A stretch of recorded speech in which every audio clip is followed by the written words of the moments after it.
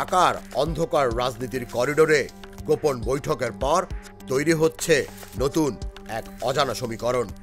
জামায়াতে ইসলামী, জাতীয় নাগরিক party NCP সহ ৮টি দল এবার ৪ দফা দাবিকে সামনে রেখে যুগপৎ কর্মসূচিতে নামতে যাচ্ছে। তাদের মূল দাবি জুলাই সনদের অবিলম্বে বাস্তবায়ন।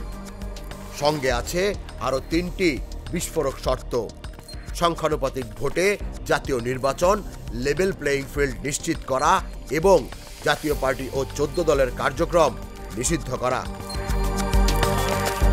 রাজনৈতিক অঙ্গনে কানাঘুষা চলছে। কয়েক দফা গোপন বৈঠকের পরই এই অভিন্ন রোডম্যাপে একমত হয়েছে দলগুলো। তালিকায় আছে ইসলামী আন্দোলন বাংলাদেশ, বাংলাদেশ খেলাফত মজলিসের ২টি শাখা, নুরুল হকের গণ অধিকার পরিষদ, আমার বাংলাদেশ এবি পার্টি, সরওয়ার কামাল আজিজির নিজামী ইসলামী পার্টি।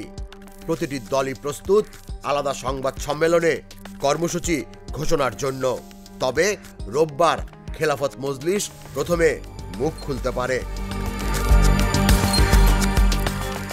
সাসপেন্স আরও ঘনীভূত হয় যখন এনসিপির জ্যেষ্ঠ যুগ্ম আহ্বায়ক আরিফুল ইসলাম আদিব ইঙ্গিত দেন, গণপরিষদ নির্বাচনের মাধ্যমেই জুলাই সনদ বাস্তবায়ন চান তারা। অন্যদিকে জামায়াতের এক শীর্ষ নেতা স্বীকার করেন, অভিন্ন ইস্যুতে যুগপৎ আন্দোলনের সিদ্ধান্ত নেওয়া হয়েছে, তবে সবকিছু এখনো চূড়ান্ত নয়। ভেতরের টানাপোড়েনও কম নয়। সংখ্যানুপাতিক ভোট পদ্ধতি নিয়ে মতভেদ রয়েছে। কেউ চায় একক কক্ষ, কেউ আবার ২ কক্ষের পিয়ার। তবে জাতীয় পার্টির নিষিদ্ধকরণের দাবিতে ৮ দল অনড়। তাদের যুক্তি, আওয়ামী লীগকে ফ্যাসিবাদী হিসেবে নিষিদ্ধ করলে এর দোসর দলগুলোর পরিণতিও একই হওয়া উচিত।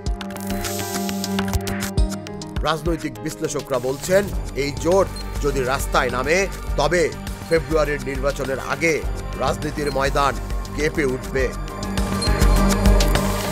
তবে প্রশ্ন থেকেই যাচ্ছে, এই রহস্যময় জোটের দাবিগুলো কি বাস্তবে রূপ নেবে, নাকি শেষ পর্যন্ত ভেঙে পড়বে অভ্যন্তরীণ মতপার্থক্যের ভারে?